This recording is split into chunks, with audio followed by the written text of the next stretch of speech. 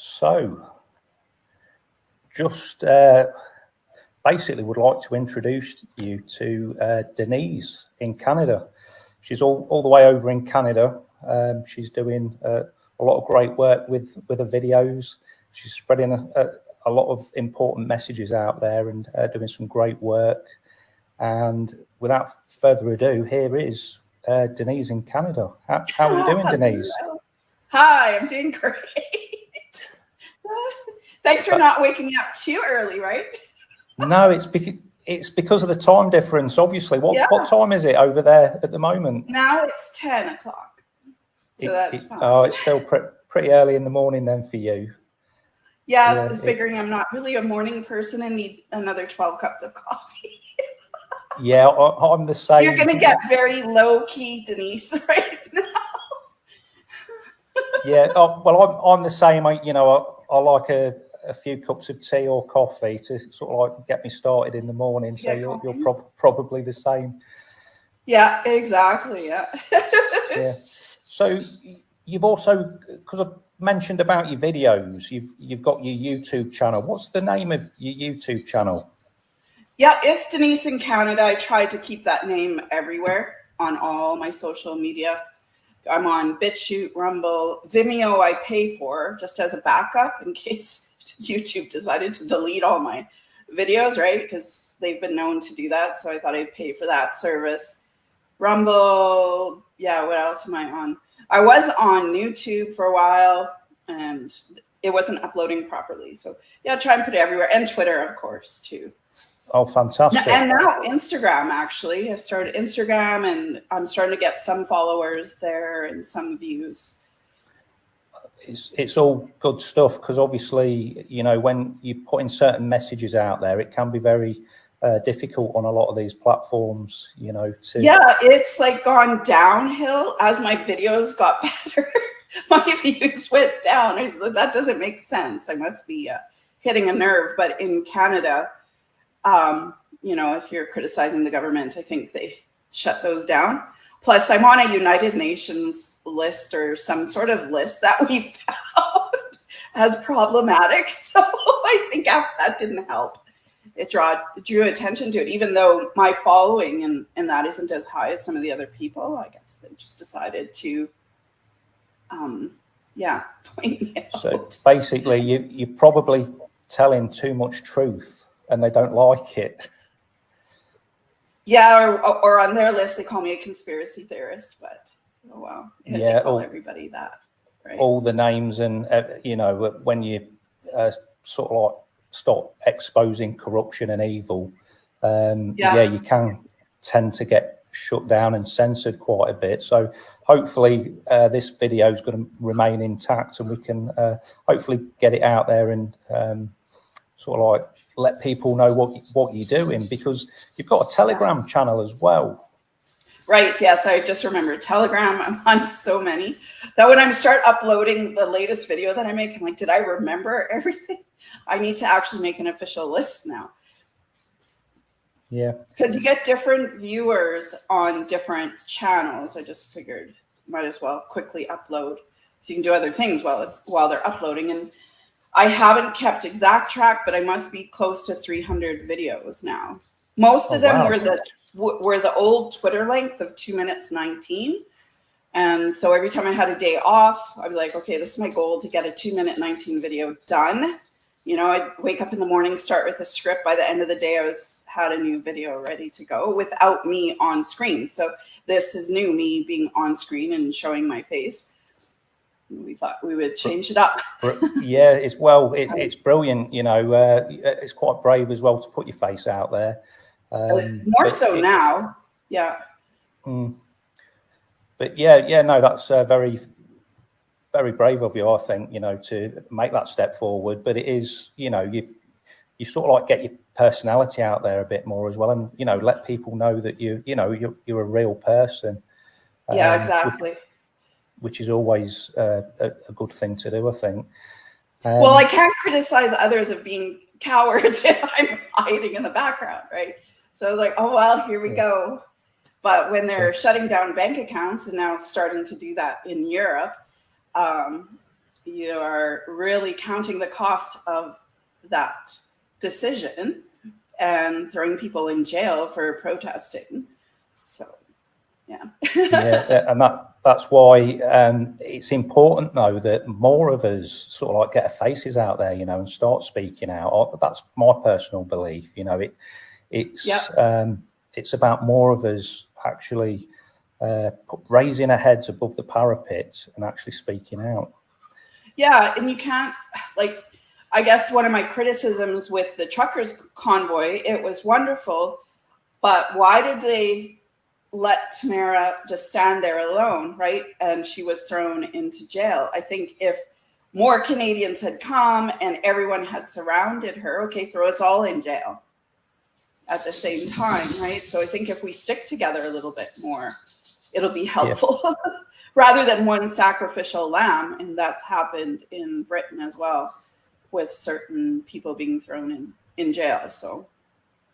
Oh, definitely. Yeah, you can see that. But I think, like you say, you know, it is a numbers game. You know, if everybody or, you know, thousands of people are sort of like making noise and speaking out, they can't arrest everybody, can they? So it is important. That's why I'm saying, you know, it's important that we do make a stand. And I think that, you know, that the time is now, sort of thing, that we all sort of like rally together and, you know, in unity and start speaking out.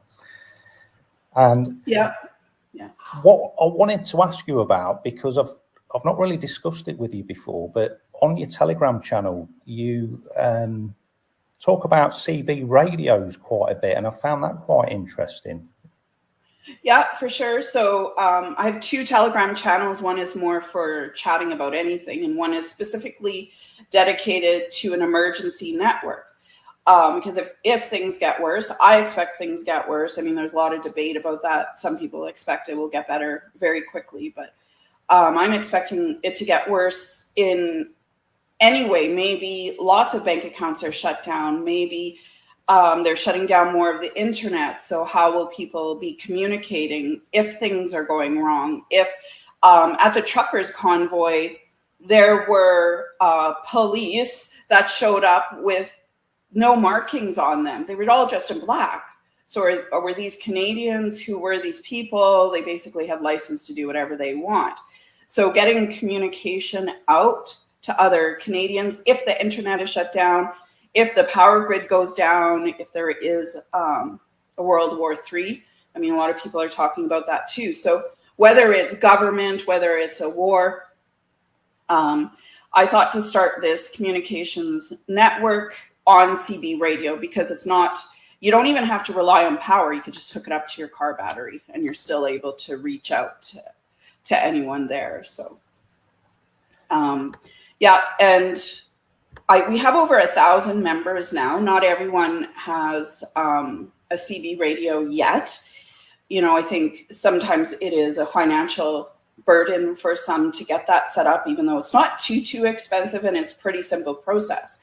But maybe some just don't realize the urgency and how important this will be to have for us to communicate.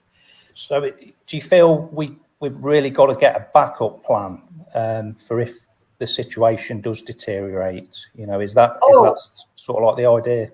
Entirely. And, you know, what reinforced this idea was during the lockdowns in Australia, there was videos of people saying, oh no, they're going to this rural area. All the officials are going to go in and force jab everybody.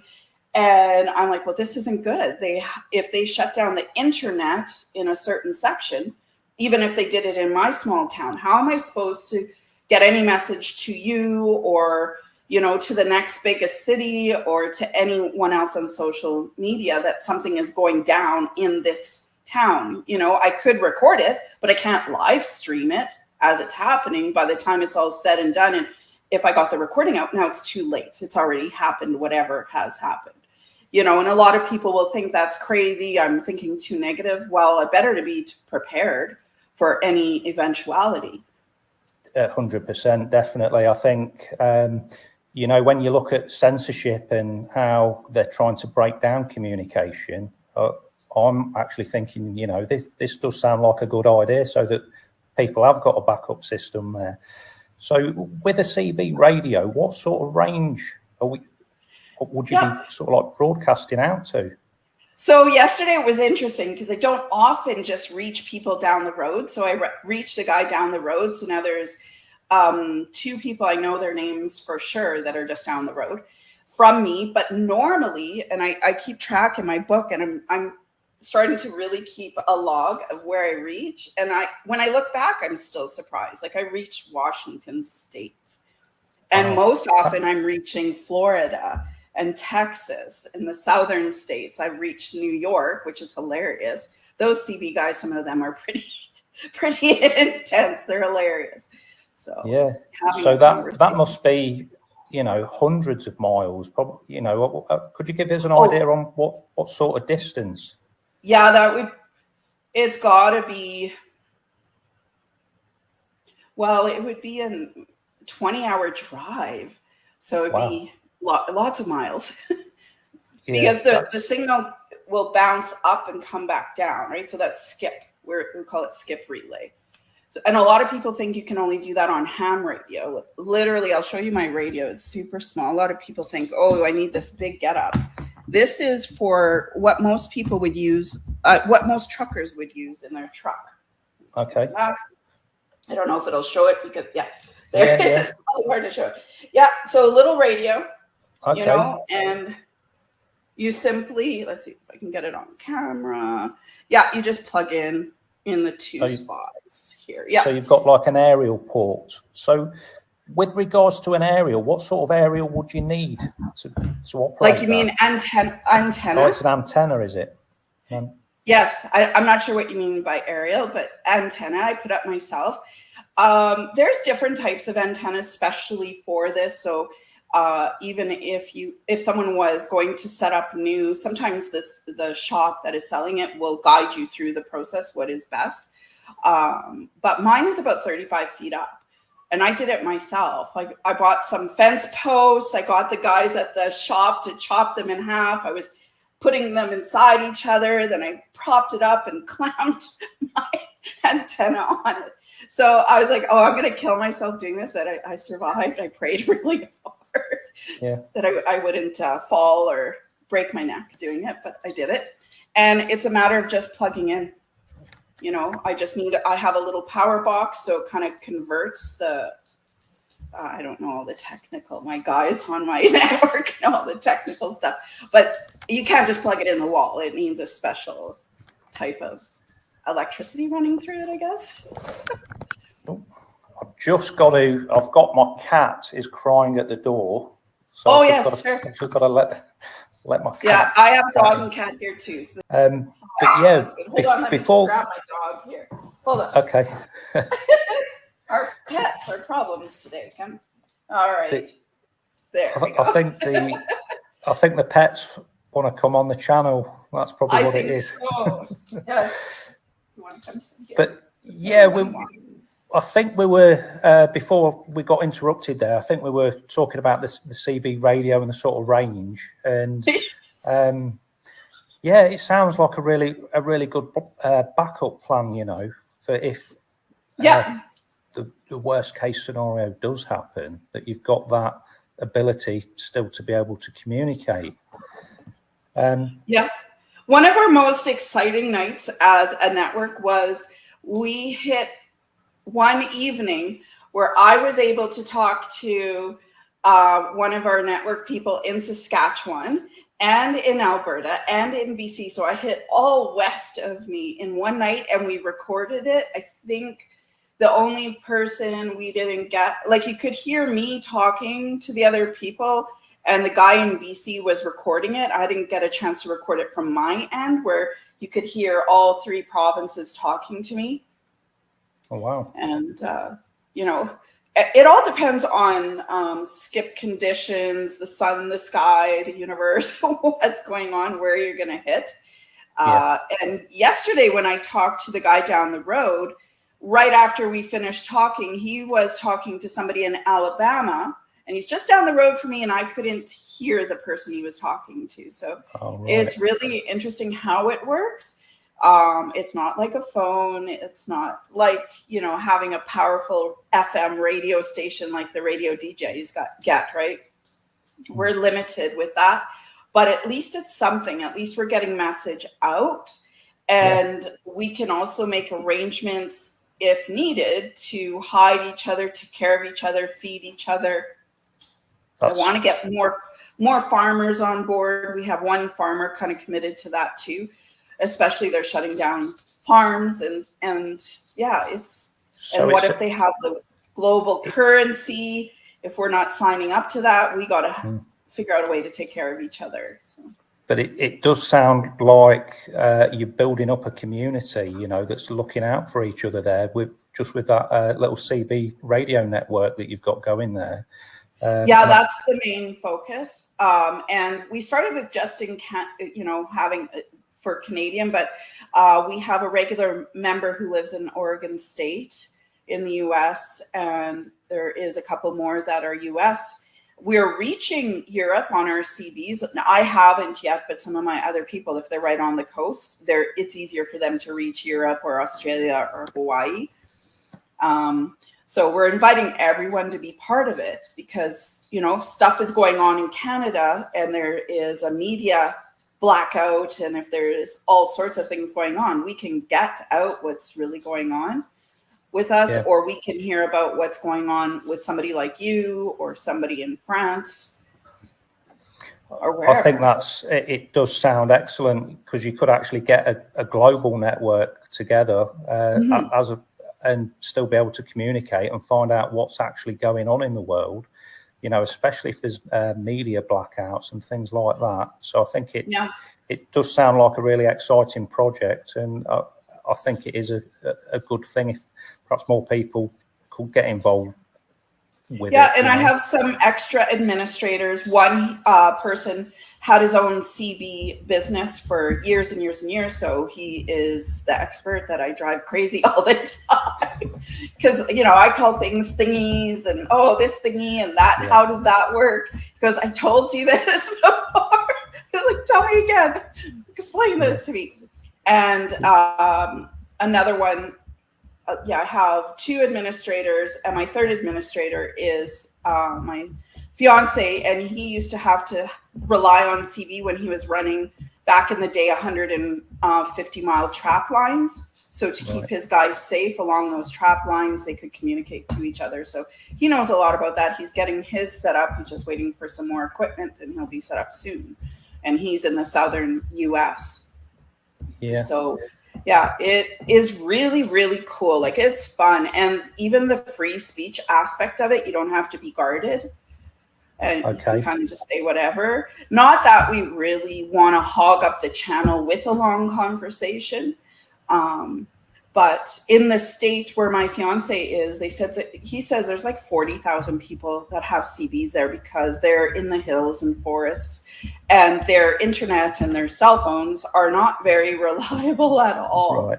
So that's how they get to communicate, especially if there's tornadoes or floods and things like that. So it's quite a tight community. Yeah, I think it's people don't realise how much they rely on the internet and mobile phones as a form of communication. And I think it's only once they stop working, or if you have an issue with them, then you think, I wish I'd got a CB so I could find out what's going on. So for people listening, it's something I recommend probably investing in, and speaking to other people and get those communities built up so that people, if there is situations, people can at least talk to each other and form a plan and actually stay safe, sort of thing. It is very much for safety, and I'm hoping the network will grow. I keep trying to get the word out. But, and eventually I'm hoping to appoint actual captains as well as the administrators. So if we have a lot of people in Alberta, then there would be a captain in Alberta. If we're having a lot of members in the US, maybe one per state. I mean, that's my long-term goal. We had a wild influx of first-time members, and then it kind of plateaued for a while. And, you know, some people in the network were, you know, thinking that that is somehow a failure. And I said, no, this is actually good, because if we had all of a sudden an influx of 5,000 or 10,000 members, none of us would really, we wouldn't have formed that foundation as a network and really gotten to know each other, us as core members, and to be able to build that. So I said, no, let's be thankful that it hasn't had a wild growth as a network, but I think we're ready for a new spurt of growth. And some people come and go, and then they come back and they rethink it. Some of the CBers have left because they think they imagine it's something different. They think it's like a CB club, you know, and it's not. It's about, even right now, we don't need to rely on our CBs to relay emergency messages, but even now, if I was seeing something unusual here, I can rely on this network and say, hey, you know, are you guys seeing this happen, or what's going on, you know, and things like that, that maybe we wouldn't have otherwise. It's bringing communities together. My dog is deciding to chew on the most strangest thing.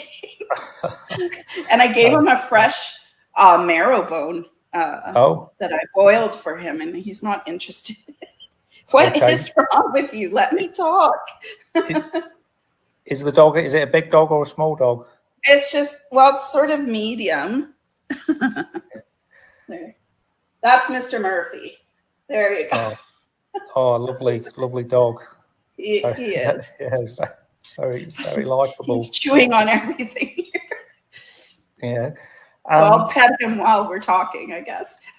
And because you're in Canada, you know, it's not very often I get to speak to people in Canada, and I'm just wondering, is there any sort of restrictions going on still in Canada?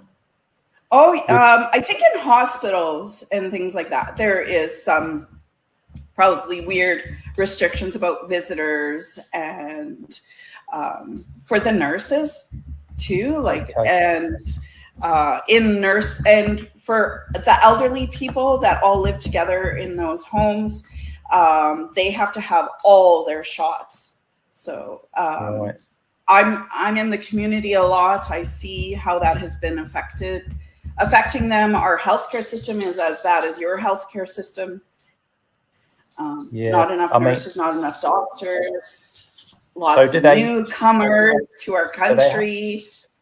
Do they have to wear the masks still in the hospitals? Is that all still going on? Probably in different provinces, it could be different. I haven't really kept up with that. But, you know, you hear rumblings. I think it's more about rehiring the nurses back. There's a nursing shortage, and they won't hire these unvaccinated nurses back. Yeah. Oh, really? But other than that, for me as a regular person, no one's wearing masks. There's no restrictions. Yeah. You'll see the odd person in a mask, but yeah. I think it sounds pretty similar sort of thing going on over here. I know in the hospitals and the doctors, they're still very insistent that you have to wear a mask, although it's not mandatory. You just say no. Okay, good. But a lot of people don't like confrontation, so a lot of people just go along with it, sort of thing in the hospital. Yes. But I think it's important, you know, if you don't want to wear one, just say no, and it's a very powerful thing to do. Yeah, I never wore one at all. So when it became like a rule, they had to send me home for 3 days to figure out what they were going to do with me because I was refusing to wear a mask. Oh, right. And then on Twitter, all of a sudden, a Canadian lawyer DM'd me, "You need some help?" I said, "I might." So I was able to get, before they put a restriction on doctors' notes and doctors' exemptions and stuff like that, I was able to get a non-note, as I call it. My naturopathic doctor, she says, "I would love to write you a mask exemption note, but the government doesn't allow me to do it." Right. So I took that non-note and handed it into my workplace. And then there was big shutdown. So I was the only one going into work, and there was no issue there. for a while until we reopened, and then there was building inspectors that would be issuing fines. And I'm like, all I had to do is just pray every day. It was very stressful. It was really stressful to go through that. Yeah. But it does sound, now things have eased off. And I think the danger is a lot of people have thought, well, it's all over now. We've gone back to normal. But hardly. No. Know it. Yes. They're just getting ready for round 2. It's coming. I think you could be right, and especially when they're looking at sort of like edging away from the cash system and pushing us towards these, like you say, centrally controlled digital currencies that the banks control. I think it does pose a very dangerous precedence, if they do that for freedom, because they'll control everything then. Yes, exactly. So I already decided I'm not signing up. No. So this is probably one of the reasons too. Well, if I'm going to be not signing up for the digital currency, the government currency, then I'm going to be stuck anyways. I might as well put my face out there, and maybe this will be more helpful if I do that. So in Canada, is it sort of like being pushed ahead? The central... There's lots of talk about it, but I think Britain is one step ahead of us in that regards. Yeah. And for all the research I've been doing, my attention feels like sometimes only 25% Canadian. And I'm kind of looking at the overview of everything that's going on. I really wish you wouldn't chew on the buckets. You hear him chewing. I can hear little footsteps every now and then when he's walking around. I think that's you. Yeah. I'm so sorry. No, it's fine. But no, I think, is there anything in particular you wanted to talk about just before we look to wrap up? I mean, one of the questions I wanted to ask you was, what, besides the digital currencies, what do you think is the biggest threat to freedom at the moment? They're shutting down free speech more and more, right? What we can or can't say. There's a real attack on churches, pastors, Christianity, burning down churches here with nothing being said or nothing to stop it. I think that will get worse. It will. When it happens, how quick it happens, but it's going to happen. And whether there's going to be escalated war, Canada will be affected, whether directly affected, who knows.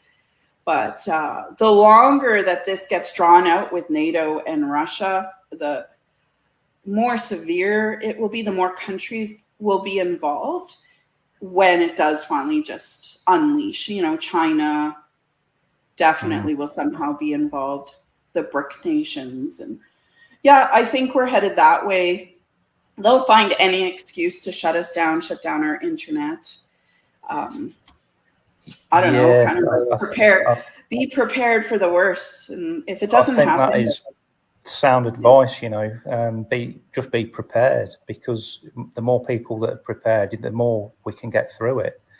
And like you say, having these backup plans, whether it be CB radios or just building a local community of people that you can actually speak to and help each other out when things get difficult. Yeah, I have some names locally too. Like, some of us women just we're on the same page. Surprisingly, a lot of people aren't aware of what goes on. Even a simple thing like when you go to the grocery store, why do we have to pay for bags? And why is this change and that change? And you talk to people and say, well, it's because of ESG scores. And they're not up with the little changes that are going to have big impact. And the scoring system for companies that is already in place with the currency is going to be even worse for citizens. There's going to be that Chinese scoring system that they have. And if you don't score high enough and you don't obey and submit to the authority, you're going to be kind of lost. And people in China, they weren't prepared for that. It's not like they have, you know, they might have some secret networks. I'm sure they do. They have secret underground churches and secret communities just to survive. But why not be better prepared with a radio system as well? Definitely. Yeah. Because you can get that out. This is happening in this community. Oh yeah, we have each other, but what, we're gonna all die together because we didn't get our message out? Someone needs to know the truth of what's happening, and it's really hard to find the truth of it. Definitely. And what I'm going to do, because you've got quite a few different links, I'm hoping if you could sort of like drop me your links to your social media and your Telegram, and then what I will do when I get this video out, I'll put all of your links in that description so that people can find you, you know, if they want to find out more. Or I'm awesome. Sure there might be some people interested in getting CBs and having that as a backup system as well. So and two things I want to emphasize with CB: it's easy, you don't need a license, and you do have a far reach. You know, you get your antenna, the higher you get your antenna, the farther you can reach, you know, and it's insane how, like, all of a sudden you just pick it up and I'm talking to Texas. So it works, you know, and I didn't need to have training. You just turn it on and key up and talk in the microphone. Okay, so there's no sort of like special language that you have to use? No, there's some channels there that are more common. So we're on channel 38, and channel 35 is going to be one that what's called the Flipside CB network. So us Flipsiders will try and specifically target if there is an emergency, but we'll use any channel to get a hold of each other. No, it's not like ham. Ham, you have to be licensed, so the government then knows and is interfering in your radio. Whereas CB, the government doesn't know where I'm located, where my radio is. I can quickly hook it up into my car with a car antenna and take off and still have my CB. So there's a lot of freedom, free speech with that, and extra protection for my safety as well. Okay, yeah, that's something I didn't sort of like think about, because I was thinking these CBs, you know, they'd just be located in your home, but you can put them in vehicles as well. I'm gathering. Yep. My second setup, I want to have one dedicated for home and then one already set up in my vehicle. So I just had to save up a little bit for that. Yeah. How much for a basic setup? Say somebody from the UK wanted to sort of like get involved in CB radios. How much? I mean, anyone could go to.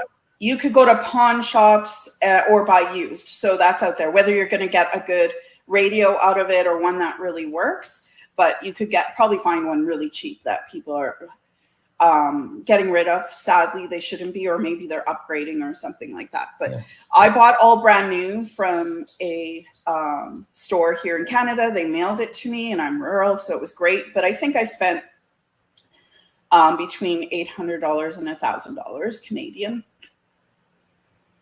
Okay, with all like the, you know, I needed some. It's more than just the radio. I got one of the best coax cables, and you know, I needed a little power thing, and my antenna is a good antenna.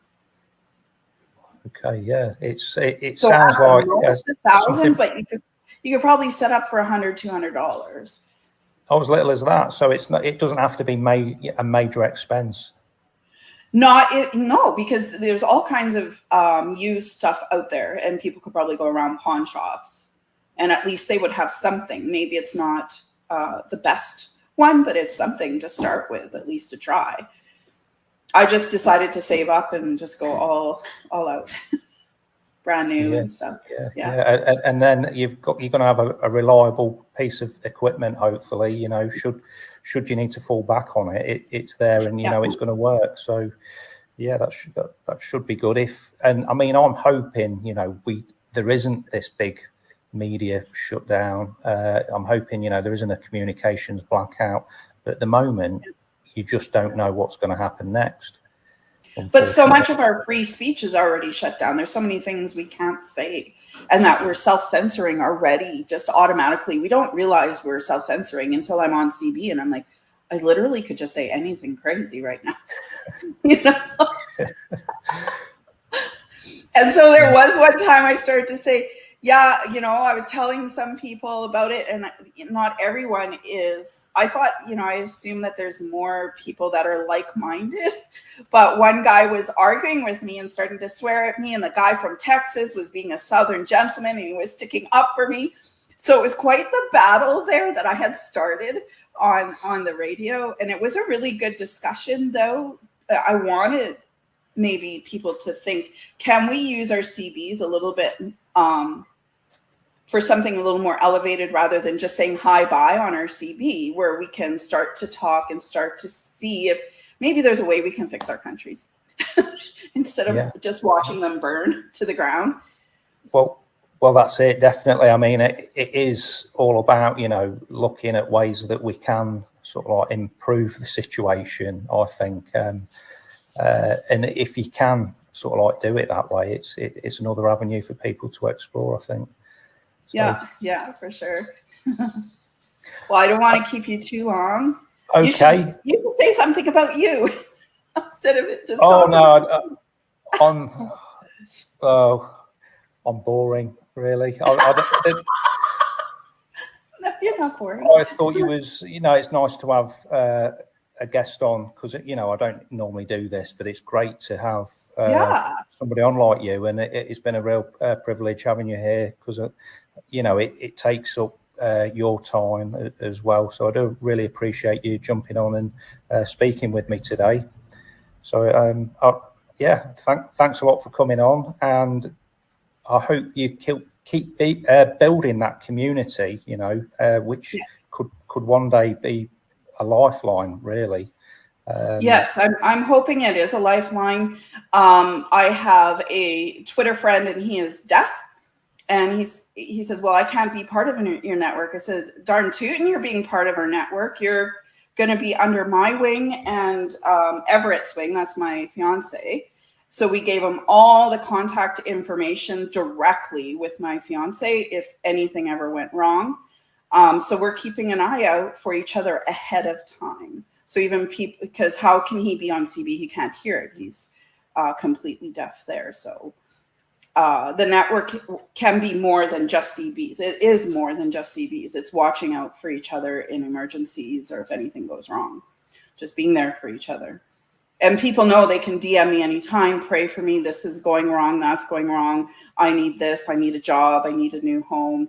So, you know, already building that base already. Fantastic. Of trust. Yeah. Great stuff. Thanks again. And I'll drop those links below for people that want to find out more. So goodbye from the UK, and have a great day, whatever you're doing. And I got to clean the house now. This big house back here, it's such a disaster. The maid took the day off. Oh my. Okay, thanks for speaking with me. It's been a pleasure. Yes, and hopefully we can probably speak again soon. Yeah. Oh yeah, for sure. Let's do that. Bye. Okay. Bye.